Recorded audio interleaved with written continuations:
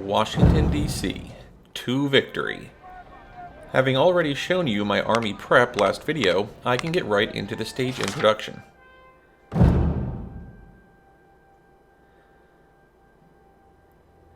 Despite our latest victories, we cannot match the Union's endless military capacity, while our own reconnaissance and soldier losses are becoming hard to replenish.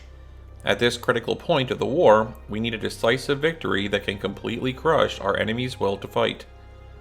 By taking advantage of our recent tactical successes, we maneuvered our army through Shenandoah Valley and into Maryland in order to strike Washington from the north. Washington's defenses are lighter from this side because of the various creeks that create gaps in their fortification works. While the Union armies follow us from a distance with hesitation, we will assault their capital and take it before it is heavily reinforced.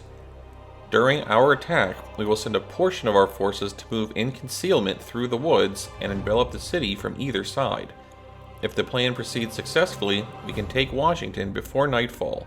Lead us to glory, General. To anyone who was interested, this area of the map here was the Rio Hill stage, though since we were last here, the Union had built some trenches and a massive fort, so it may be hard to recognize. As for the stage itself, Day 1 will be 7 phases long, consisting of 6 objectives, all of which are required, but none of them are required until the very end, so there is no need to rush in the early phases. The first phase is limited to this area, expanding to here on Phase 2, and here for Phase 3. After that, it opens up a bit southward for Phase 4. Then, things get a bit weird. Phase 5 moves the battlefield entirely to the flanking maneuver down here, Phase 6 returns to the northern portion of the fight, and Phase 7 then encompasses this area. Hope everyone's ready for the long haul. My primary strategy will be to take advantage of 2 of my favorite tactics: abusing the thin yellow battle map dividing border and leaking troops between phases.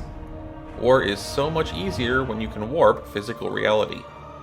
The main juts of border-breaking precision will be the transitions between phases 1 and 2 and phases 4 and 5. I'll go into greater detail during the strategy depictions when I get to them. As for corps deployment, I'll use 4th Corps to fill the spot in the top left area, as they are the newest recruits and that is the area that will be taking the heaviest beating. All other spots I can fill with whoever I want, since the other 4 corps are all fairly interchangeable. General, this is our big moment. Today we can capture Washington and win the war.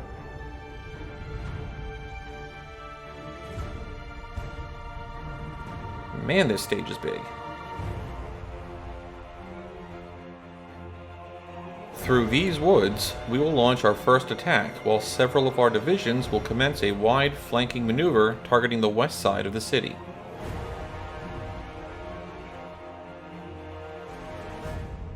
Our main attack will be executed from the north, and it is advised to use our best men for this task.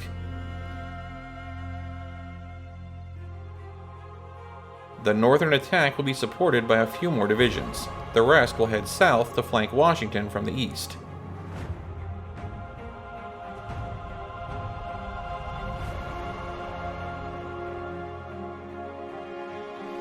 Fort DeRussy is a formidable fortification that guards the northwest side of Washington. It is the first fort that we will confront today. Fort Stevens is the strongest fortification in the region. We have to be very careful on how to approach and seize this powerful military construction. Oh, I know how to approach it all right. Fort Slocum guards the northeast entrance to Washington, so we will have to secure it as well.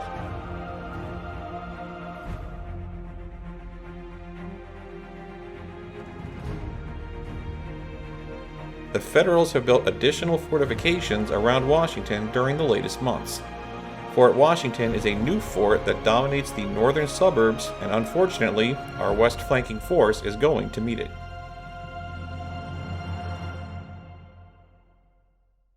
Fort Thomas is another newly built fortification that our eastern flanking force must secure before proceeding to Washington.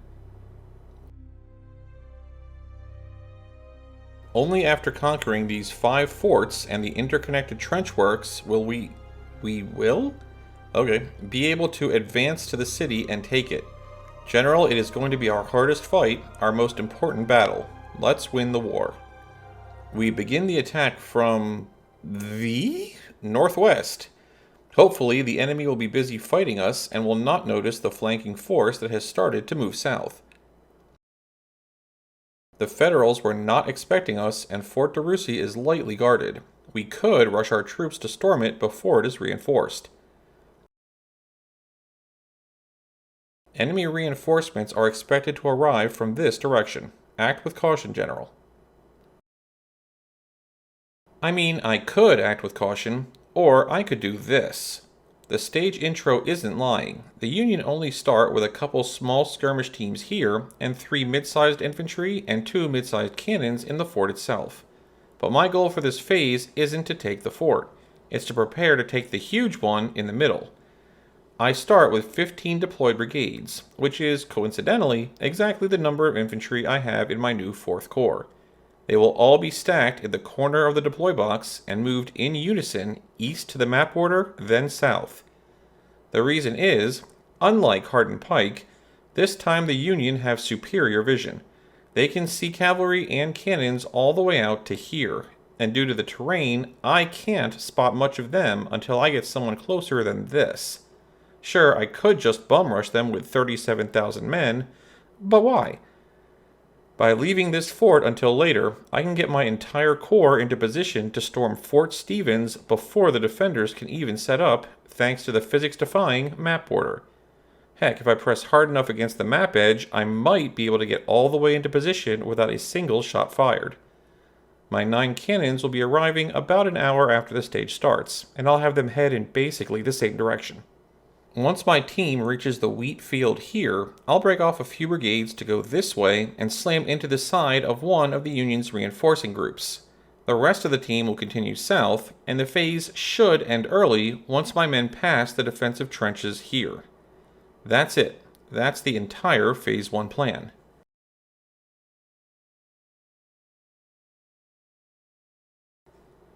This phase is going to be largely boring, so I'll just drop into mega fast forward, both in my editing software and occasionally in game, while I wax philosophical about game balance, specifically difficulty. As a game goes on, it's natural for the designers to want the difficulty to ramp up. Well, usually I'm not counting microtransaction style games where the only goal is to convince people to pay money, but that's not the point. But the way designers ramp up game difficulty is important to how good the end game is. Some designers just increase numbers, or make you do more of something you've already done 100 times. As an example of that, see the previous 2 side missions. There was nothing interesting about them, they just had a large force in stupidly advantageous terrain that I had to bully my way through and eat tons of casualties. But Washington is the opposite of that. You can't see it in the small Phase 1 area, but the level design of this stage has just about everything that has shown up in any previous stage. And that is what makes good final difficulty, especially for a strategy game. Not just an increase in the numbers you have to get through, but the usage of all the things you've been learning throughout the game. This stage has defensive positions that we will get to occupy ourselves, forest and covered areas, wide open areas, a huge map for maneuver and encirclements. It's going to have it all. And because of that, I have available to me every option the game has taught to date. Broad infantry marches, precision infantry spear point strikes, aggression and defense, room for cavalry maneuvers and encirclements, sustained bombardments, precision bombardment, artillery saturation, skirmish sniper harassment, and even meta techniques like unit leaking and stage border, well, let's just call it what it is, physical reality abuse. Long story short, the Washington stage of the Ultimate General Civil War CSA campaign is a shining example of a final stage of a strategy game done right. And that monologue out of the way, let's get back into regular speed for the only shots fired here in Phase 1.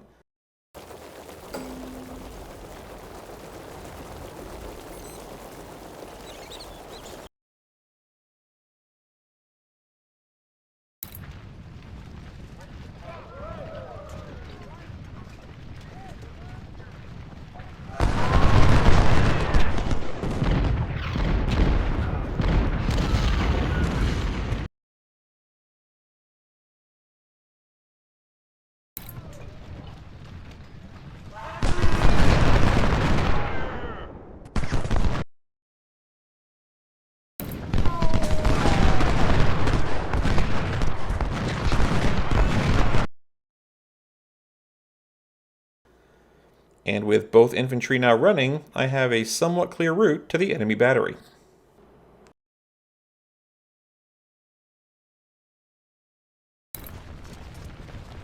Attack at Fort Stevens.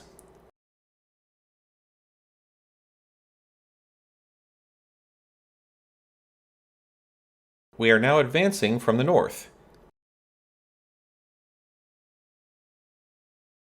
Our main target is Fort Stevens, the biggest and strongest fort in the region. One of our soldiers has spotted Lincoln observing us with his binoculars from Fort Stevens barricades. He ain't staying there for long, no doubt, after watching our veterans coming down to him.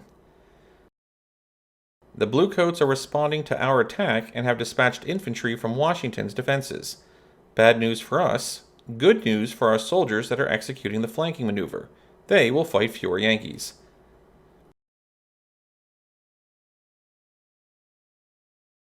We have also spotted movements in those farms ahead of us. It seems that they attempt to delay us behind those fences. We must deal with them fast and move south. I'll be dealing quickly with those fences the way I do most walls. The total apathy approach. First Corps is now in play, and I'll be having them do two major things. First is their artillery. They will send their cannons this way, essentially joining them up with 4th Corps' guns, with the goal of getting them all to the area here, where 4th Corps' infantry will handle the duty of guarding them. Infantry, I might add, that will have to handle several things at once. First, they will need to dispatch a small guard to the wheat field here. I'll start with a skirmish squad, but I imagine I'll need to send a whole infantry at some point to prevent the Union from getting a clear shot at my moving cannons. The infantry won't need to do everything by itself. The cannons aren't exactly helpless, they're giant guns after all. I just need an infantry there to be between them and any sweeping forces. The bottom left squad of infantry will be responsible for dealing with this area. The Union will be occupying the defenses here, as well as trying to occupy this spot. So I want infantry to make sure anyone heading into this area gets shot in the back while staying outside of range of this wall. There's a good chance that a number of my guys will end up panicking from fire, especially in the early phases, so my nearby general and backup infantry will be big here. As for the big bunch of infantry, 2 of them will move to cover from these spots, and the rest will obliterate the brigade right in front of them. Then straight up march into Fort Stevens itself, where the Union haven't even finished setting up. This is the crux of the strategy I used in Phase 1. By getting my guys this close to the fort, I can get there before most of the Union, and use it and its defensive positions for myself.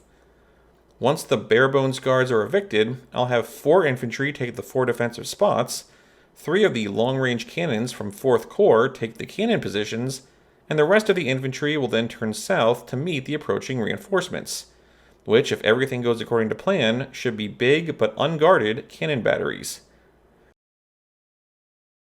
As for 1st Corps' infantry, they will all head over to here, where the rest of their infantry, as well as 3 cavalry units, will be shortly entering from this spot to join them. The Snipesmers will swing back over this way. I know that the delaying force has a single battery, and if I can get a spot on them, I may change my plans a bit. While 1st Corps' cannons will be joining 4th Corps', their infantry will be busy sneaking around the right side of the map.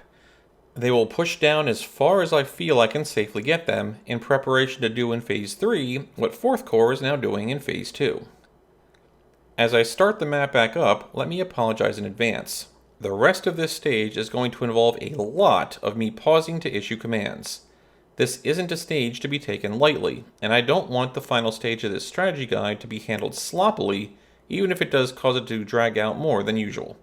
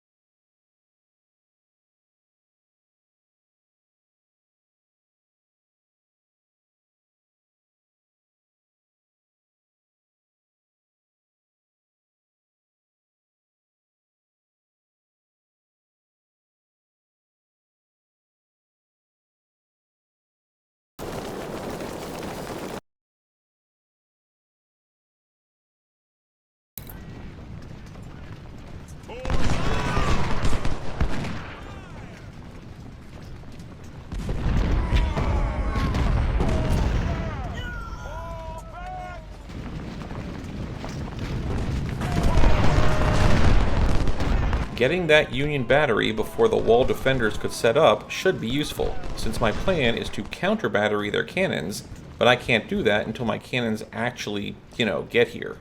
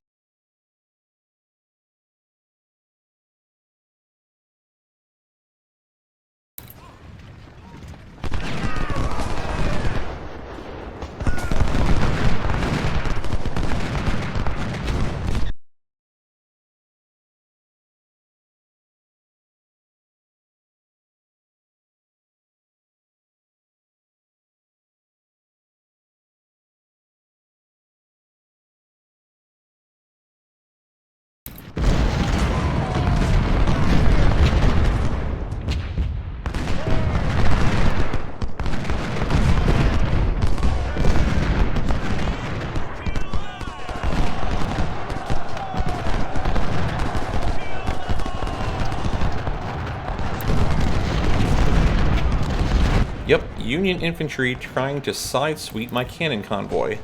My infantry should be just in time to get in the way, and then they, and like 6 of the cannon convoy, can all send them packing. That will hold up my ability to counter-battery the Union southern cannons for a while, but that's why getting that one battery down early was so useful.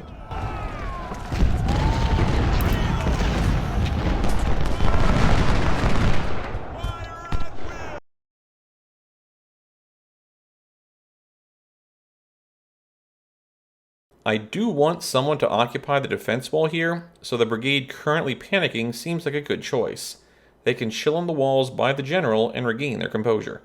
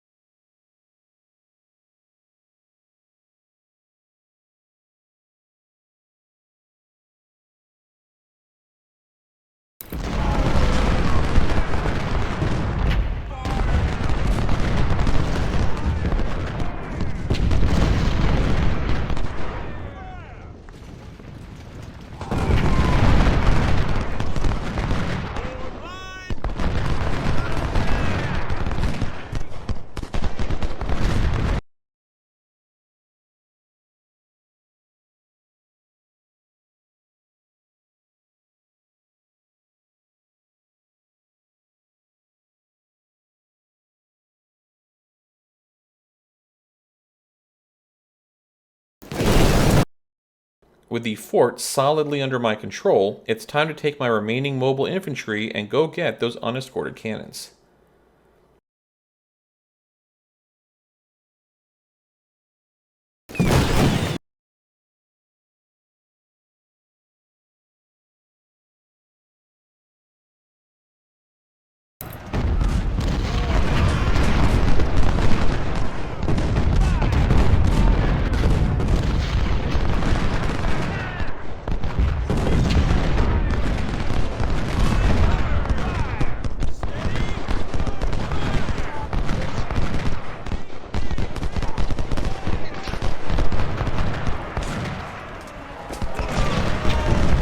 Well, let the parade of falling officers commence.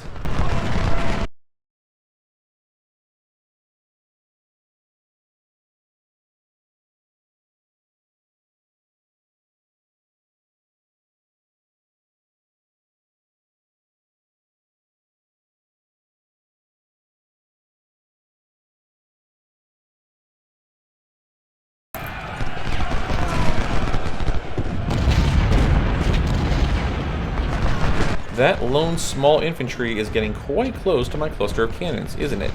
Let's let them defend themselves.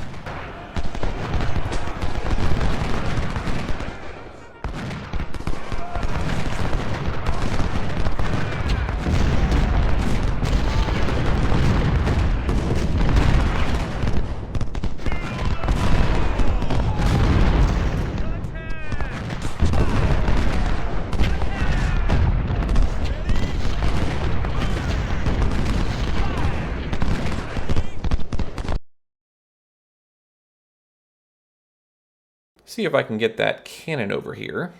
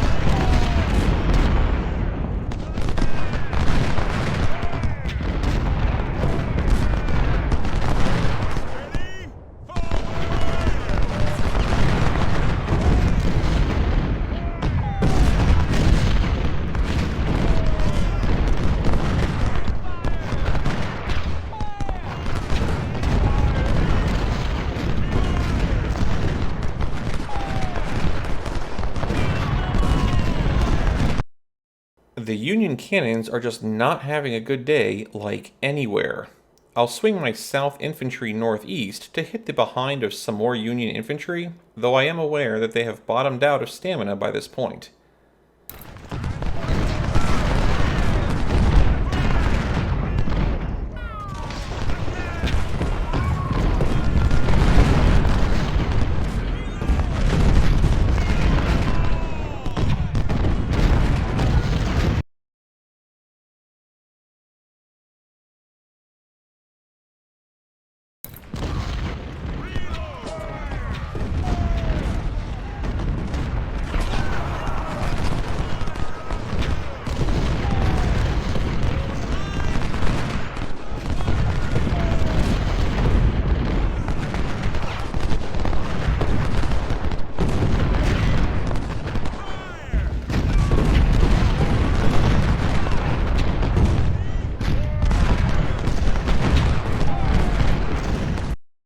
The Snipesomers have that lone infantry handled. Let's get the cannons to the rest of the group.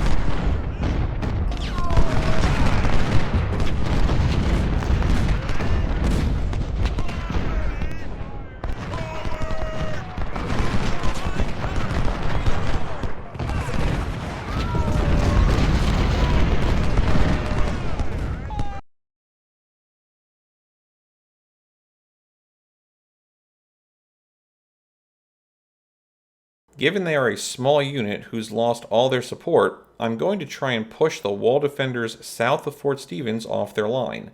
I'm going to want a path to the south map edge during Phase 3, and now seems like a good time to open one up.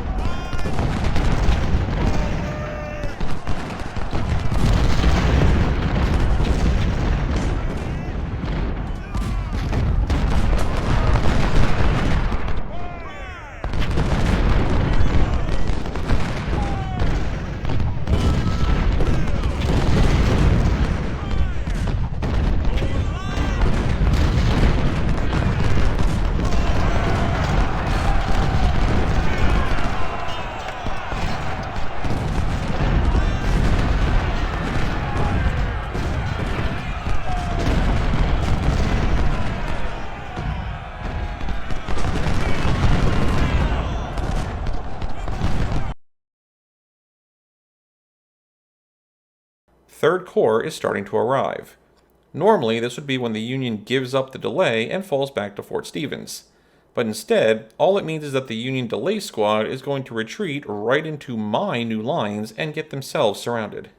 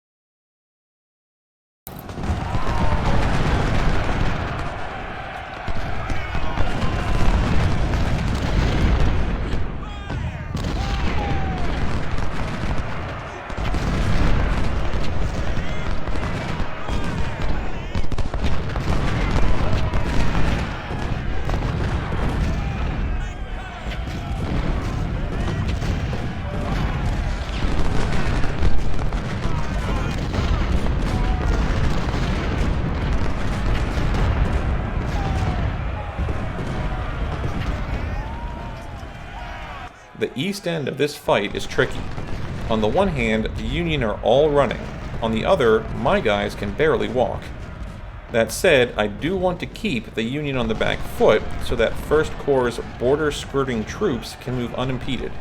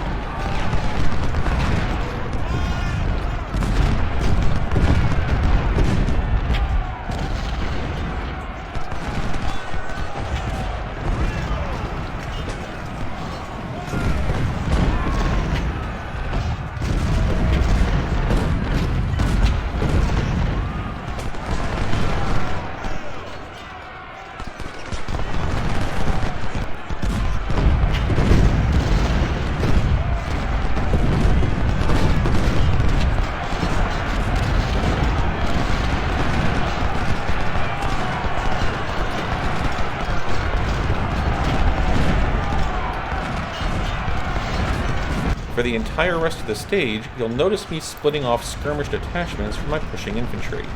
That is so I can occupy every wall I pass, preventing the Union from reoccupying them, and often resulting in me locking down large portions of the map without needing to use whole infantry brigades to do so.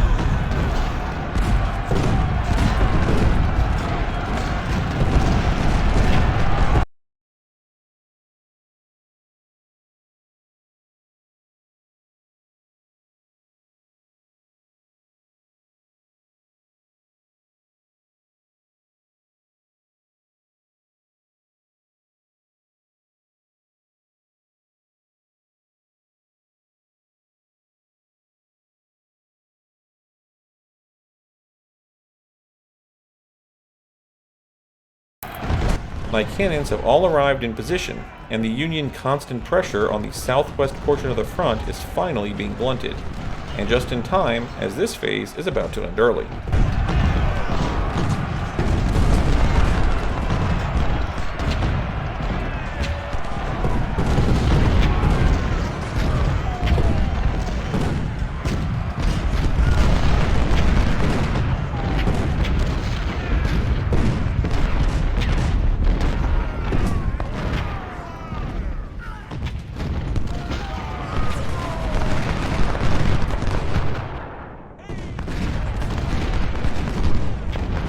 Fort Slocum is our new target.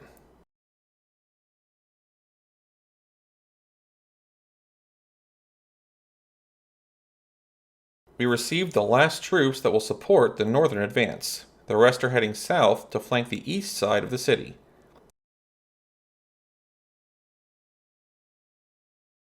Fort Slocum must be taken. Advance, men. So, the infantry of 1st Corps has a pretty simple job. The sniper infantry will branch to the east to interdict the enemy cavalry that is about to appear, and everyone else is going to face rush the fort. Across the rest of the map, I'll continue to use my exhausted infantry to keep the scattered Union on the southeast on the run, and the forces at the north will continue to press the trapped brigades in the middle into my fort force to eliminate them.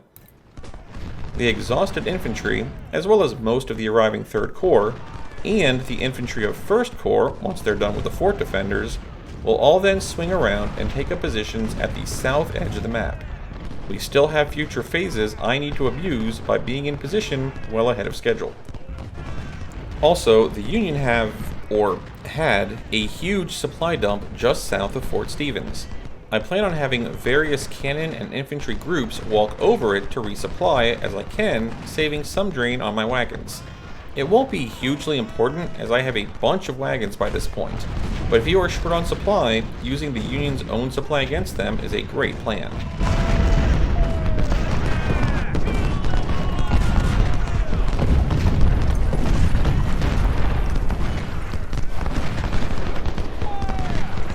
Wait, my infantry is here, but the icon tells me that the game thinks they are actually here. And they just fired at the supply wagon here, so I guess the game is completely confused? Let me get them back to where they are supposed to be before I rip time and space any further.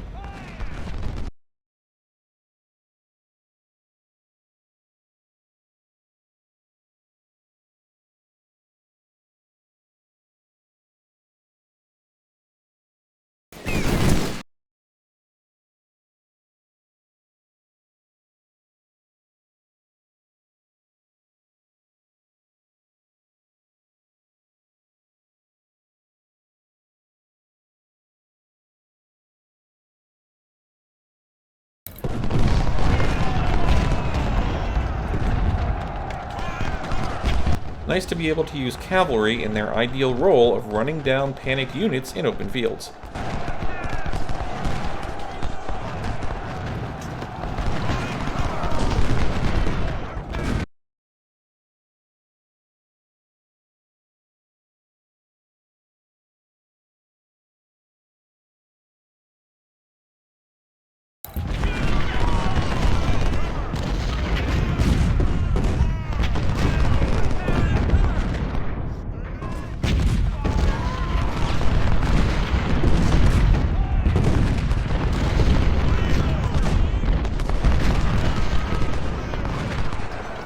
Not sure how these guys got here, but they are panicked, surrounded, and being shot by cannons.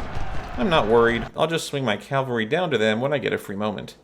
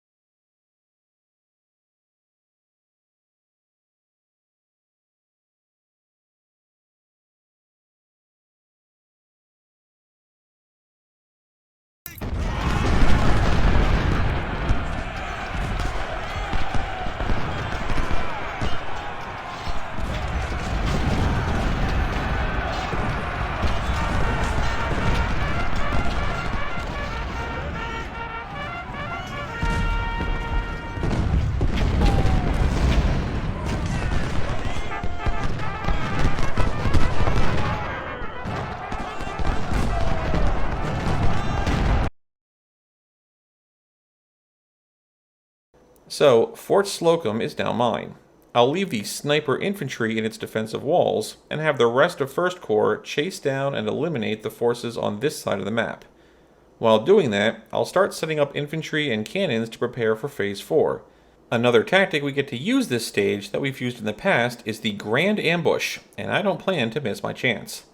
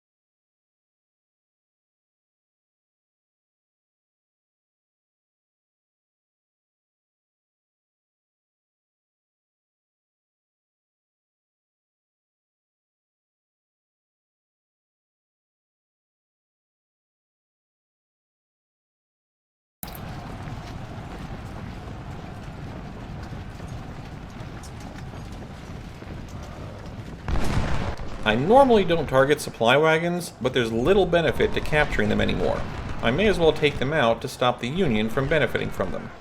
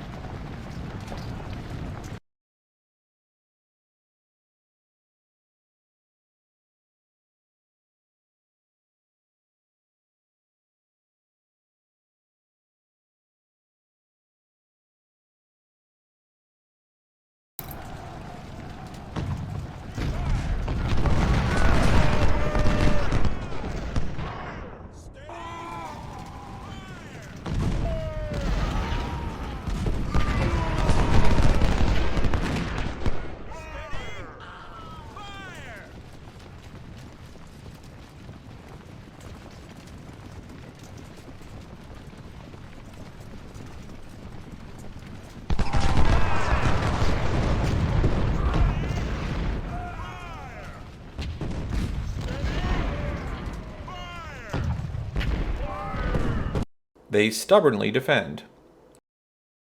General Hooker is reinforcing Fort Stevens with all his divisions. The Yankees are determined to not let us approach Washington. Well, I'm not fully set up, but I'm good enough. General Hooker isn't going to be defending as stubbornly as he thinks. Let's watch the Union fail horribly at their attempted reinforcement for a bit.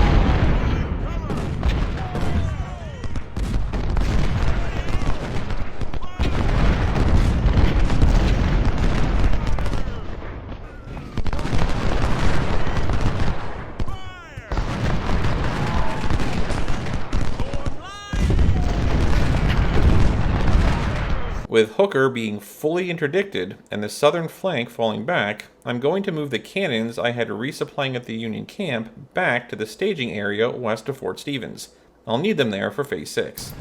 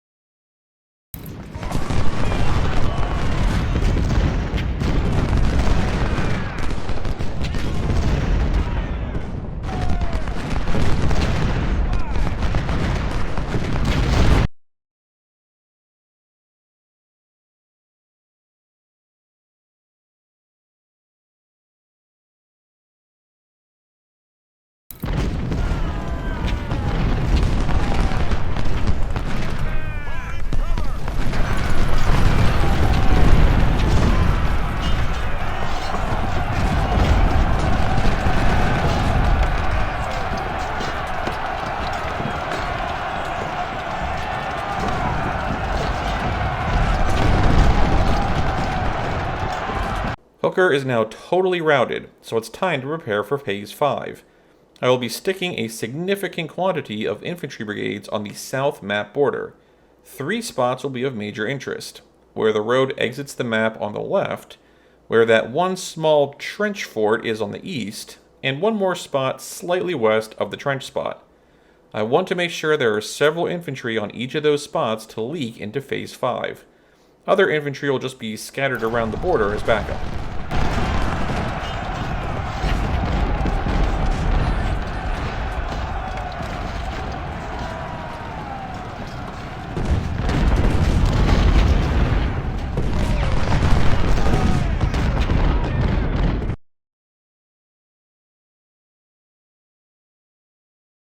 I won't be sending all of my infantry to the south. I need a few handy for Phase 6. Like the few brigades I'll have set up in the farm in the southwest, for example.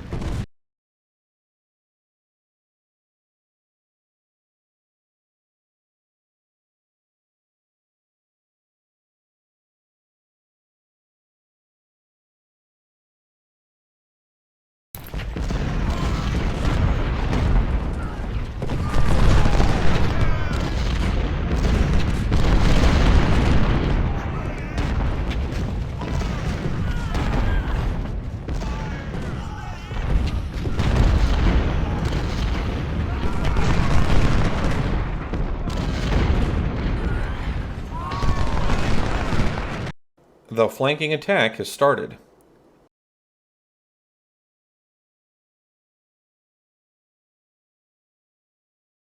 Meanwhile, our troops have made it to the west side of the city without being noticed and are ready to launch an attack.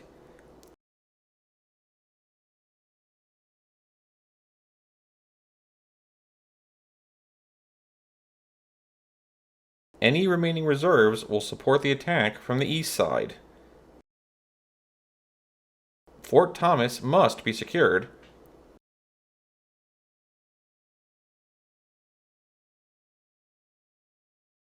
And Fort Washington, which is very near to the city. Our final target will be Washington. Move on, we have work to do.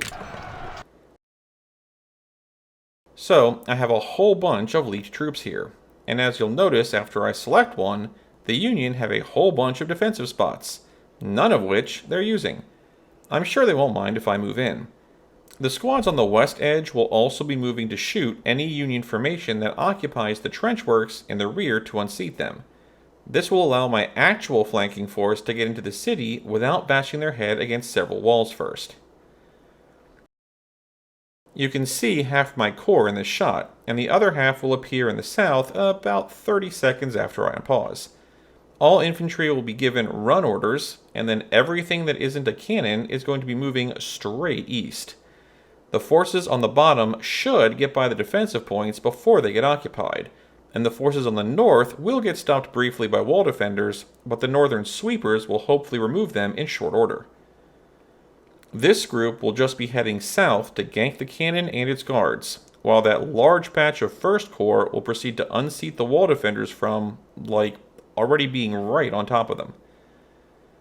The Eastern Corps will be arriving piecemeal. I'll be sending the infantry to all stack up in the woods here as they arrive, and the cannons will head over this way in preparation for bombing Fort Thomas. Once all the infantry are in place, they will then mass charge the enemy wall here. The goal of this side of the map is to get Fort Thomas surrounded and start subjecting them to a heavy cannon barrage. I will be intentionally not taking the Fort Thomas objective. If you take all 3 objectives in the south of this map, then this stage is going to end next phase whether you want it to or not. For the purpose of this strategy guide, I'll be bringing us to the very end of this stage, so I have to, by definition, leave something down here unclaimed. Doesn't mean I can't be bombing the heck out of them, though.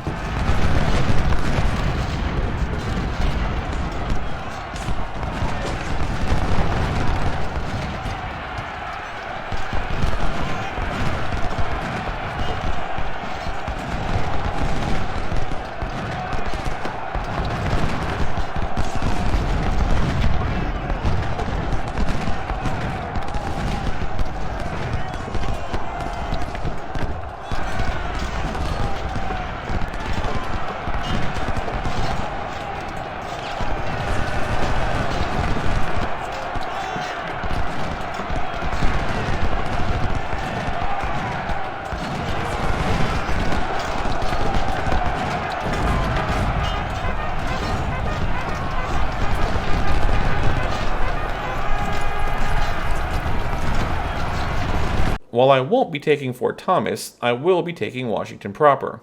Therefore, I can use the city strategically. Specifically, right now, there's a fair few Union troops being panicked in this area here. I'll slide some infantry into the town to cut them off from behind, then use this mass of men, and horses, I've got going to wipe them out entirely. Seriously, the Union is going to have, like, no one left in short order.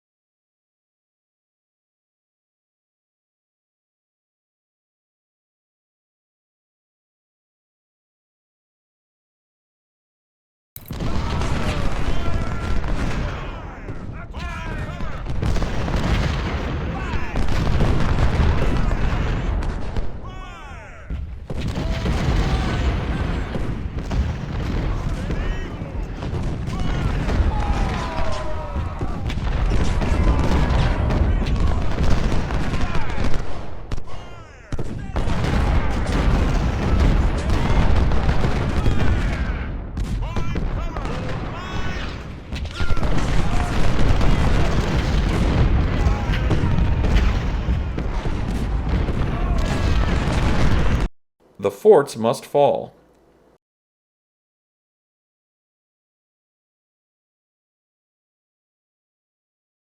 General, while our forces assault the city, we must prevail in the northern sector, then march down and destroy the last opposition. We have to secure Fort Stevens and the nearby forts, or else our army will remain split in two parts and vulnerable, forcing us to retreat. Don't hesitate, attack and take the forts. Not exactly sure I agree about the part of our forces being split, but whatever, narrative's got a narrative. With 3 game hours, I have exactly 2 objectives to take care of. First is the bottom left. With what infantry I left myself, I will push off the remaining wall defenders, from behind of course, and then split off skirmish teams to take their wall spots. I will back up said skirmish teams with a few close-range cannons to prevent the Union from taking the spots back. After, and really while, doing that, I will be moving infantry and my massive cannons into position over the river southeast of Fort DeRussy. I will then proceed to bomb their forces as long as I feel comfortable before running every infantry and cavalry troop I have right into the fort. I will mention, however, that the fort has a contested timer of 40 minutes. If I do not have that fort's contested timer fully counted down before the 3-hour stage timer ends, I will end up losing the stage outright. So I need that fort in no less than 2 hours 20.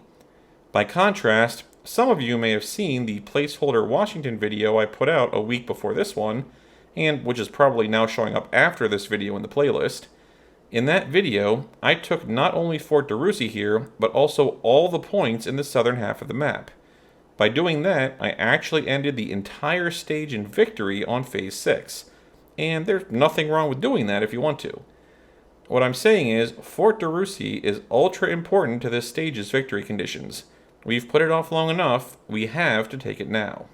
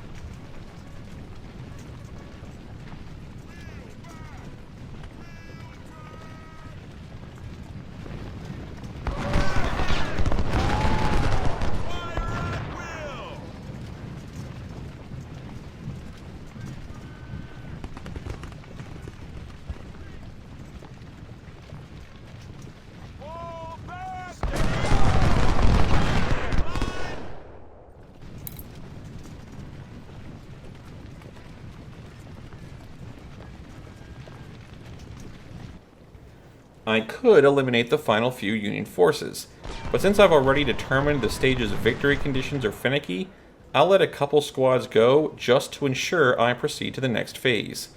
I had to replay this stage numerous times and delay the publishing of this video a whole week because of it, and I don't want to have to do it all again because I lacked trigger discipline.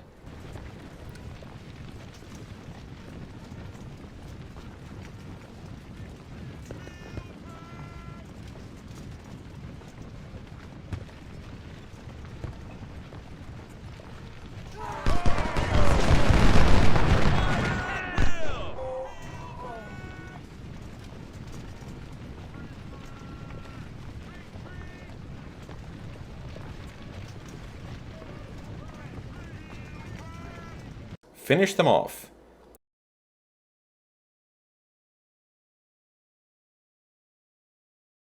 We have captured the northern forts and now march south to give the final blow to Washington's defenders. They will be fighting us on all sides. Charge. There's no real big plan to Phase 7. All of the work has been done before this point. I just have a couple enemy squads to clean up over at DeRussy, as well as take my massive troops around Fort Thomas and give them the green light. So let's do that.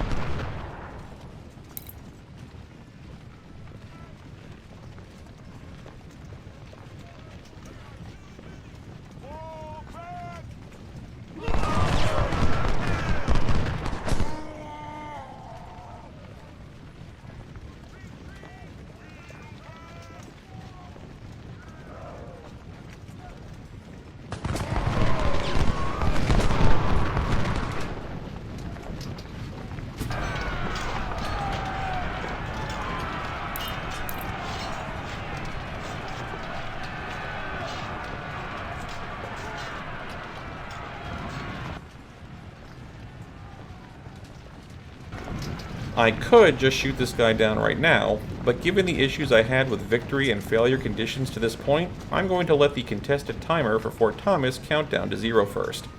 Better safe than sorry I took yet another week to get this out.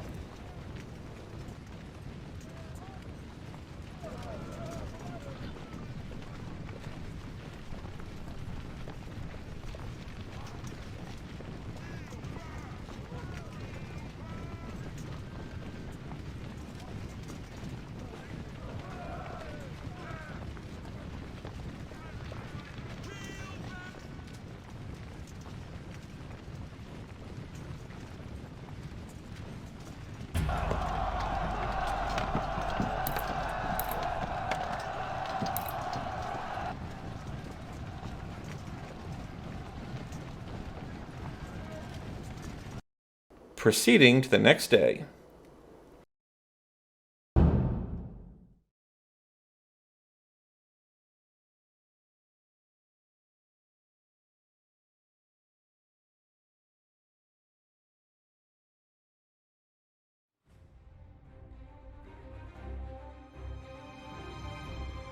It sure is a good thing I've been spending the entire campaign whittling down the Union's forces and completely routing them in their own capital, so that I don't have to deal with a rather stupid amount of troops that get generated out of thin air. Oh, wait a minute. Okay, that's a bit harsh of me.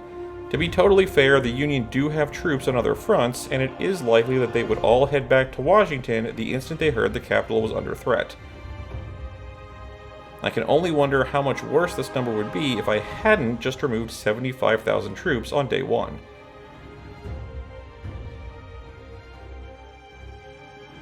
I'll save reading the stage report for when I actually play it.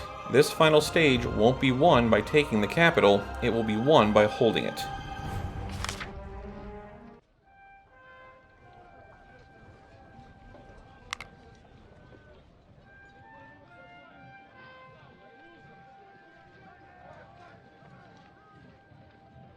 And that will be for the next video. To be concluded.